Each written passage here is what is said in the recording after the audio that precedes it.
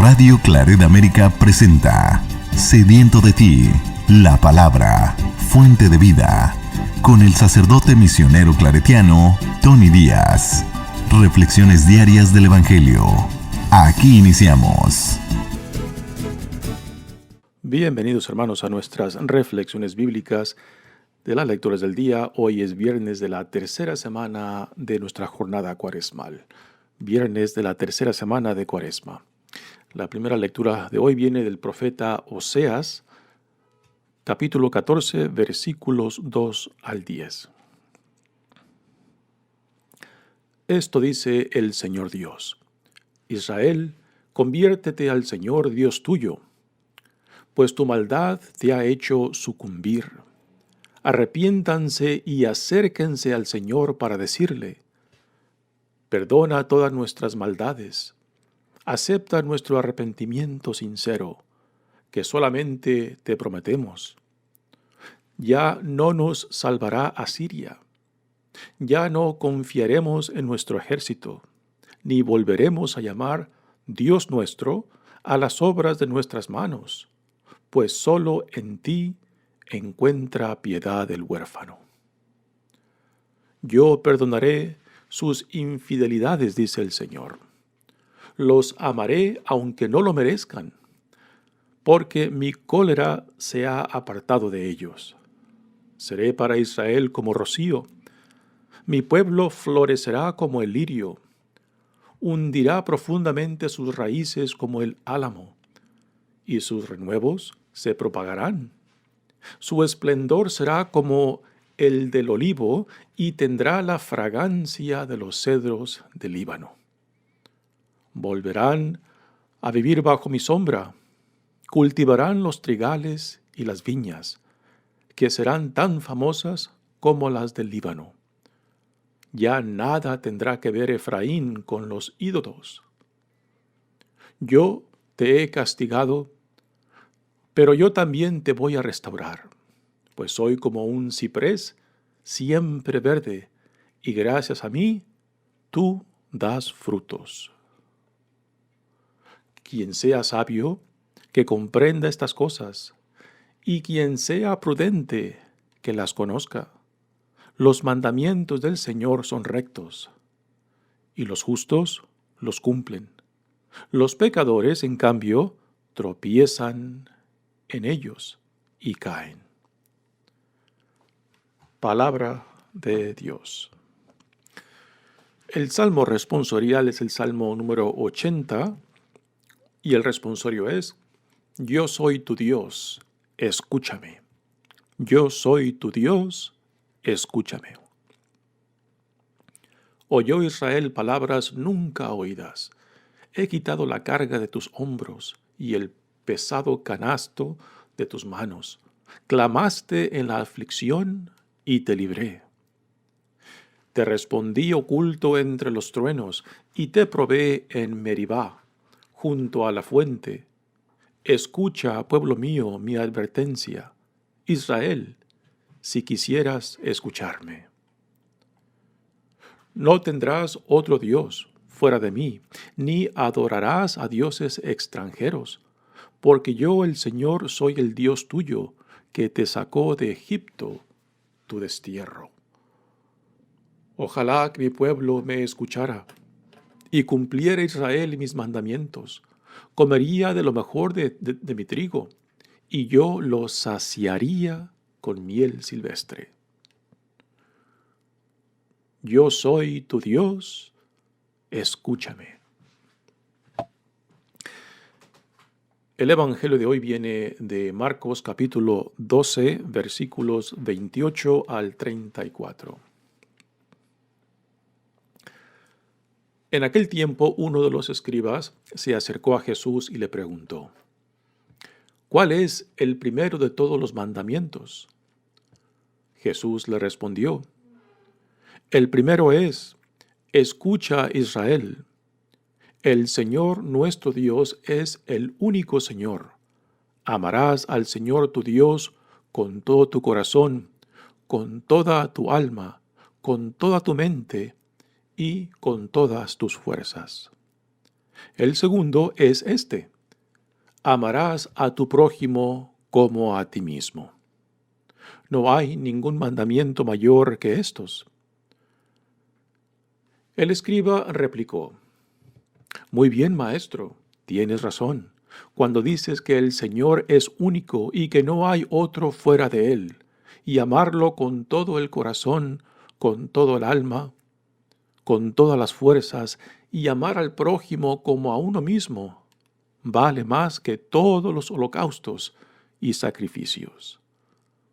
Jesús, viendo que había hablado muy sensatamente, le dijo: No estás lejos del reino de Dios. Y ya nadie se atrevió a hacerle más preguntas. Palabra del Señor. Muy bien, damos comienzo a nuestra reflexión de las lecturas de hoy. Leemos la parte última de este bello libro del profeta Oseas. En la mayoría de este libro del profeta Oseas le da bastante duro al pueblo de Israel, con unas críticas fuertes por su desobediencia, por su infidelidad e idolatría.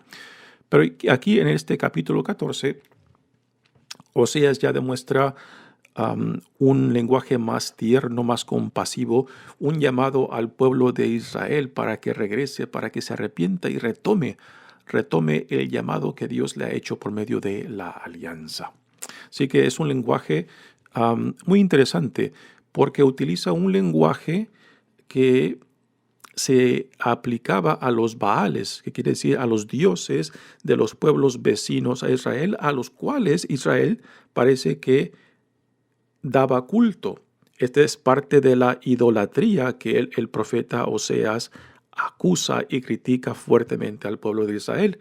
Y sin embargo, Oseas utiliza ese mismo lenguaje que se le aplicaba a los Baales, a los dioses de los pueblos vecinos, y lo aplica a Dios, a Yahvé, como diciendo: no hay otros dioses más que el único Dios de Israel, y solo a Él se le debe dar culto, ¿no? Así que es curioso cómo Oseas se apropia del lenguaje típico de los Baales para aplicárselo a Dios, que es el único Dios supremo, soberano, sobre todos los otros dioses. Dice la lectura: Esto dice el Señor Dios: Israel, conviértete al Señor Dios tuyo, pues tu maldad te ha hecho sucumbir, ¿no? Aquí el profeta Oseas comienza diciendo que tu condición actual, tu condición de sufrimiento, tu condición de humillación es a causa de tus pecados, a causa de tu infidelidad, a causa de tu rebeldía en contra de Dios. Y ahora viene una confesión en la cual el profeta Oseas como que las pone en labios del pueblo de Israel para que confiese su pecado, para que confiese su necesidad de arrepentimiento y de regresar al Señor. Dice: arrepiéntanse y acérquense al Señor para decirle. Así que este es el profeta Oseas pidiendo a Israel que hagan suyos estas palabras que él está ahora diciendo. Perdona todas nuestras maldades. Acepta nuestro arrepentimiento sincero que solamente te prometemos. Así que aquí no solamente Oseas le pide que digan las palabras, sino que las palabras manifiesten el corazón contrito al cual son llamados a darle a Dios, como parte de la fidelidad, parte del compromiso de someterse a la obediencia del pacto, de la alianza que Dios ha hecho con su pueblo. Que solamente te prometemos, dice, ya no nos salvará Asiria.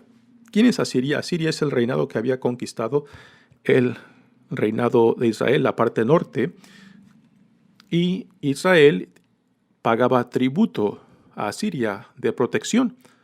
Y por eso el profeta Oseas dice, ya no lo salvará Asiria, porque el único Dios que salva es el Señor, y en Él tienen que buscar su refugio.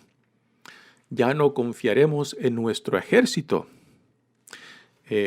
porque Israel pues se confiaba en sus fuerzas armadas, en su ejército, y dice Oseas, es Dios, no son tus fuerzas armadas, no son tus caballos, no son los hombres fuertes, es Dios quien da el triunfo, es Dios quien da la victoria. Así que esto debe de ser un gran recordatorio para nosotros aquí en Estados Unidos, que somos pues uno de los países más armados del mundo y que también pues produce y vende armamentos a muchas otras naciones, ¿no? Y en gran parte, muchas veces cuando decimos que pues, nuestra nación es la más poderosa del mundo, estamos reflejando esta confianza en nuestros ejércitos, en nuestro armamento, ¿no? Lo cual refleja, pues, una cierta idolatría, lo cual refleja una confianza en lo que hemos creado y no en Dios. Y deben de ser palabras que nos deben de retar, que nos deben de hacer reconsiderar en qué ponemos nuestra confianza. Dice, ni volveremos a llamar Dios nuestro a las obras de nuestras manos, a lo que hemos creado, ¿no? Esto es idolatría, cuando damos culto a lo creado, a lo que nosotros hemos creado, y le ponemos prácticamente el nombre de Dios, ¿no? Y como idolatría, pues puede llegar a ser cualquier cosa que nosotros valoramos por encima de nosotros mismos, que pensamos que no podemos vivir sin ello, ¿no? Esto es idolatría, hacer de dioses, divinizar cosas creadas, cosas que no tienen ni comparación a nuestro único Dios. Ni volveremos a llamar Dios nuestro a las obras de nuestras manos, pues solo en ti encuentra piedad el huérfano. El huérfano es uno de los grupos vulnerables que los profetas siempre le recordaban a Israel que cuidara de ellos, porque en la manera que cuida y protege a los grupos más vulnerables, pues así también Dios los tratará. Dice, yo perdonaré, y ahora en lo que viene, ahora es la respuesta que Dios daría si Israel hiciera suya estas palabras del profeta Oseas de conversión, de buscar la reconciliación, de buscar venir con un corazón contrito ante Dios. Y que si Israel hiciera esto, se identificara con estas palabras del profeta Oseas, entonces Dios le respondería con lo siguiente. Así que lo que viene ahora es lo que Dios haría, como decir, es algo condicional. Si tú, Israel, te conviertes, si tú regresas a la obediencia, a la fidelidad, entonces esto es lo que Dios te promete. Así que es una promesa condicional en el arrepentimiento, en el regresar de Israel a su Dios. Dice, yo perdonaré tus infidelidades, dice el Señor. Los amaré aunque no lo merezcan. Los amaré aunque no lo merezcan. Esto es parte fundamental de la redención, de la salvación. No es porque lo merecemos, no porque lo hemos ganado, no es porque lo meritamos que Dios nos ama, que Dios viene en busca de lo que le pertenece, sus hijos e hijas, sino es por el puro amor de Dios. Esta es la iniciativa de Dios. Así que no son nuestras obras lo que nos salva. Es la iniciativa de Dios, la compasión y misericordia de Dios que viene a salvarnos aún de nosotros mismos, ¿no? Y por eso la actitud fundamental del cristiano, del creyente en el único Dios, pues debe de ser de gratitud, porque aunque no lo merecemos, aunque no lo meritamos, igualmente Dios ha venido tras nosotros para salvarnos aún de nosotros mismos. Y continúa diciendo, porque mi cólera se ha apartado de ellos. Seré para Israel como un rocío. Y aquí es donde el profeta Oseas empieza a utilizar un lenguaje típico del baalismo, de la religión baalista de los pueblos vecinos a Israel, a los cuales Israel parece que ya está dando culto y esto es parte de la crítica fuerte que el profeta Oseas hace a Israel por su infidelidad, que se ha alejado de Dios para irse a los Baales.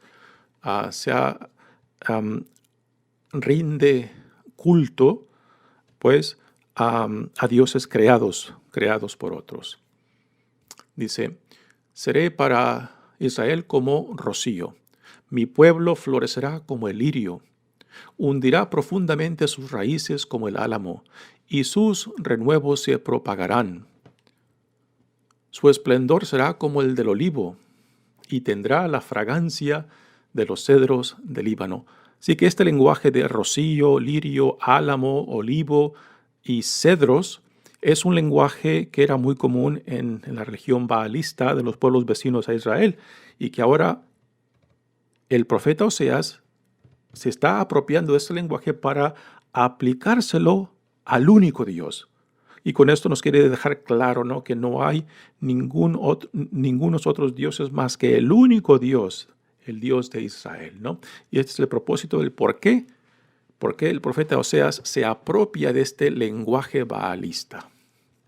Dice, volverán a vivir bajo mi sombra, cultivarán los trigales y las viñas, que serán tan famosas como las del Líbano.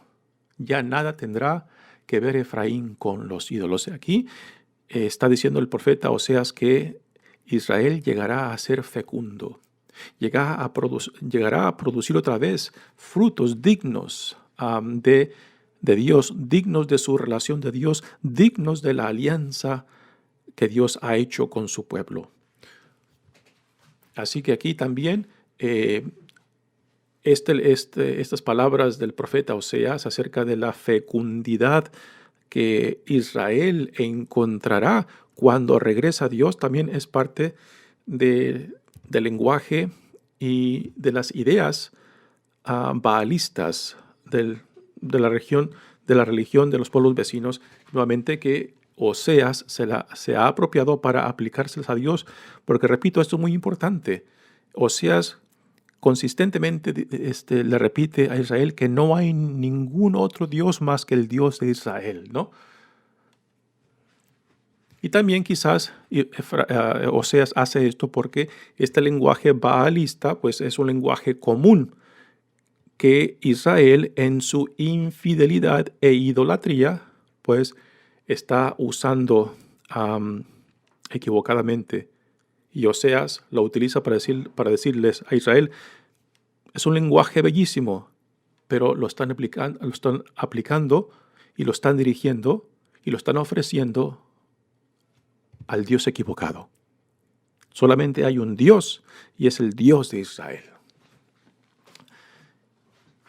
Termina diciendo, yo te he castigado, pero yo también te voy a restaurar, pues soy como un ciprés, siempre verde, y gracias a mí tú das frutos. Aquí el ciprés, símbolo de fecundidad.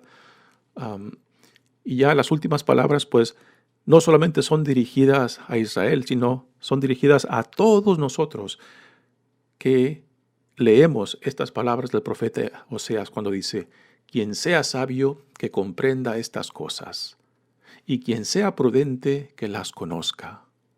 Quien sea sabio, que comprenda estas cosas, quien sea prudente, que las conozca. Así que estas palabras de Oseas ya no simplemente están dirigidas al pueblo de Israel, sino a toda generación que ha leído y continuará leyendo estas palabras del profeta Oseas. Si hemos de ser sabios, si hemos de ser prudentes, pues entonces hemos de poner atención, porque vivir en relación con Dios consiste en aprender los caminos del Señor y poner en práctica lo que se aprende. Dice ya el último verso, los mandamientos del Señor son rectos y los justos los cumplen. Los pecadores, en cambio, tropiezan en ellos y caen. Estas mismas palabras prácticamente las repite Jesús en los evangelios y también Pablo hace alusión a estas palabras bellísimas del profeta Oseas. Muy bien, pasemos ahora al Evangelio de hoy. Muy bien, pasemos ahora al Evangelio de hoy, que viene de Marcos. Y aquí en esta escena tenemos una situación única y también diferente a otros encuentros que Jesús tiene con sus interlocutores críticos de él, como son los fariseos y los escribas. Pues aquí tenemos a un escriba que ha venido a Jesús a hacerle una pregunta muy básica. Y quizás la pregunta para nosotros es, ¿por qué este escriba le hace una pregunta tan básica que en cierta manera parece ridícula y un poco tonta, de que un escriba le haga una pregunta tan básica que cualquier judío le podía contestar? Porque la respuesta que Jesús da es parte central del judaísmo, que todo judío es obligado a recibir, y me refiero al Shema Israel, que es la oración común de todo judío que está obligado a decirla por la mañana y por la noche. Algo equivalente a nosotros, católicos, sería como el Padre Nuestro, que es la oración por excelencia que repetimos constantemente, ¿no? Así que el Shema Israel es la oración fundamental del judío, que reza por lo menos 2 veces al día. Y también lo interesante es de que este escriba, pues al acercarse a Jesús, Jesús no percibe malicia en él. Y es una de las pocas escenas en las cuales Jesús le contesta directamente la pregunta que le hace, lo cual en otras escenas Jesús les contesta con otra pregunta o con una respuesta que redirige la conversación a un punto que Jesús quiera hacer, ¿no? Así que en esta escena Jesús le contesta directamente la pregunta al escriba, porque percibe que no hay malicia, que no hay trampa en esta pregunta. Dice, en aquel tiempo, uno de los escribas se acercó a Jesús y le preguntó, ¿cuál es el primero de todos los mandamientos? Y cualquier judío sabía la respuesta a esto, ¿no? Por más ignorante que fuera. Jesús le respondió, el primero es, escucha Israel, el Señor, nuestro Dios, es el único Señor. Este es el comienzo del Shema Israel. Amarás al Señor tu Dios con todo tu corazón, con toda tu alma, con toda tu mente y con todas tus fuerzas. Así que aquí Jesús prácticamente le contesta con el Shema Israel. Repito que era y continúa siendo la oración más común de todo judío, que es obligado a rezarla en los primeros momentos de la mañana y después por la noche, ¿no? Repito, algo similar a nosotros pues sería la oración del Padre Nuestro. Y aquí en esta bella respuesta Jesús está resumiendo la parte central de la fe judía. Y después Jesús le añade el segundo, lo cual el escriba no pregunta sobre el segundo, pero Jesús se lo añade porque para Jesús el amor a Dios está íntimamente conectado con el amor al prójimo, y por eso inmediatamente que le da la respuesta a la pregunta del escriba, le añade el segundo para asegurar que esta conexión esté hecha. Dice, el segundo es amarás a tu prójimo como a ti mismo. No hay ningún mandamiento mayor que esto, ¿no? Así que Jesús, en su respuesta, le añade el segundo, de lo cual el escriba no preguntó, pero Jesús tiene una intención muy clara y muy profunda el por qué le menciona el segundo. Porque el amor a Dios, si no está conectado con el amor al prójimo, algo falla seriamente, ¿no?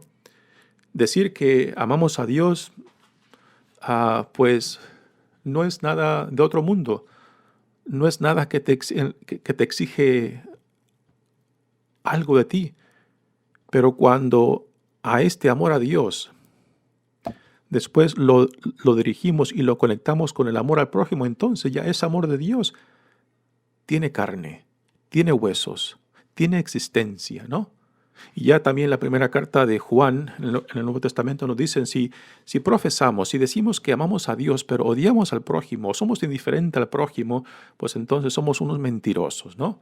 Porque el amor a Dios a quien no vemos, si no está manifestado en nuestra hermandad, en nuestra solidaridad con el hermano que sí vemos, entonces hay un problema serio en lo que confesamos, en lo que profesamos cuando decimos que amamos a Dios, ¿no? Así que Jesús tiene una intención muy clara y muy profunda en unir estos dos mandamientos. Y ahora viene la respuesta del escriba, lo cual deja a Jesús impresionado, porque para empezar no percibe malicia en este escriba, en su pregunta, y por eso Jesús le contesta su pregunta directamente sin ningún rodeo. Repito, esto es una escena singular en los evangelios, porque casi siempre cuando se le acerca un fariseo, un escriba o otro líder religioso a Jesús, casi siempre vienen con intenciones de ponerle trampa, de quererlo poner en una situación de riesgo para poder acusarlo y después poder condenarlo, ¿no? Y este escriba, Jesús percibe claramente de que no viene con esas intenciones. Así que ahora el escriba le replica a lo que Jesús acaba de hacer o decir. Dice, muy bien, maestro.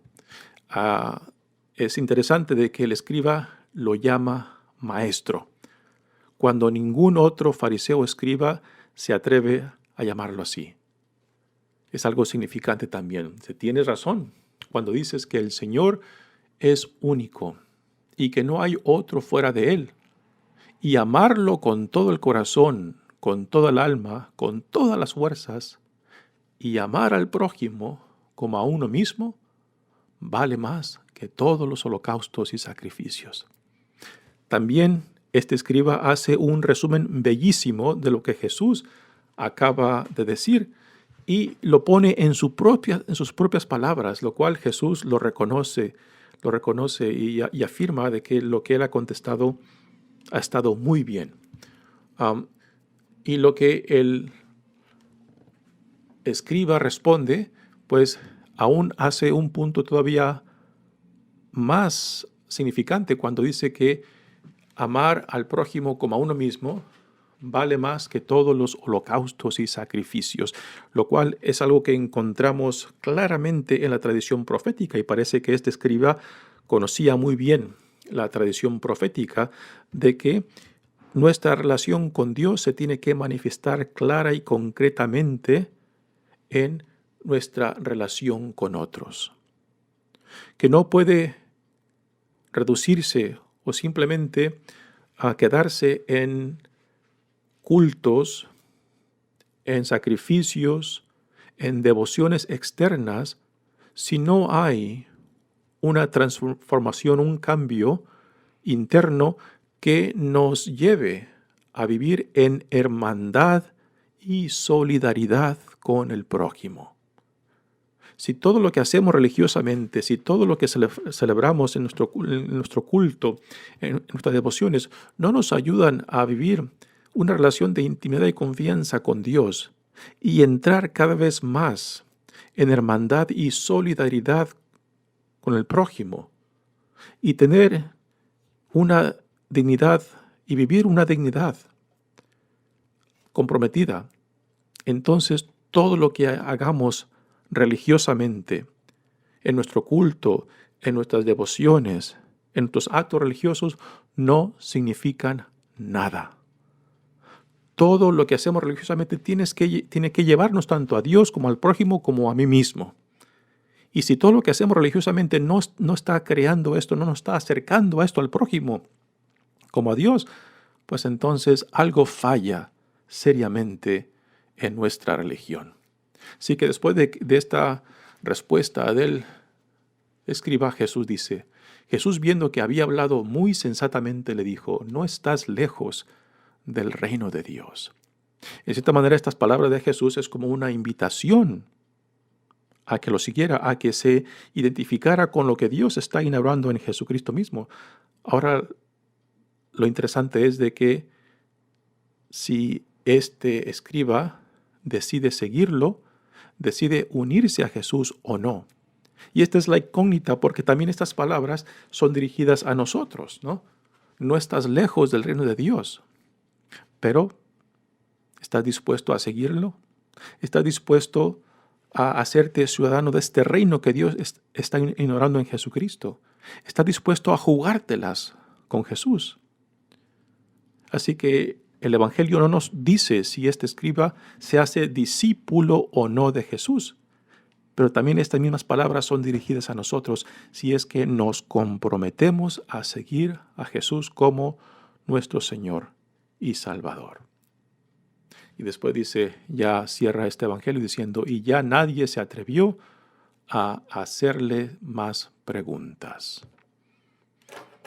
Deja entonces este Evangelio pues una incógnita en cómo respondería este escriba y cómo responderíamos nosotros, responderíamos nosotros cuando esta palabra, este mensaje, este llamado de Jesús a nosotros nos pone la pregunta si estamos dispuestos a seguirlo o no. Mi nombre es Padre Tony Díaz, misionero claretiano. Que Dios los bendiga.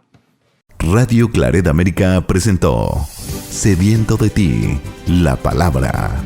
Fuente de vida. Sus comentarios son importantes. Contáctenos en radioclaretamerica@gmail.com.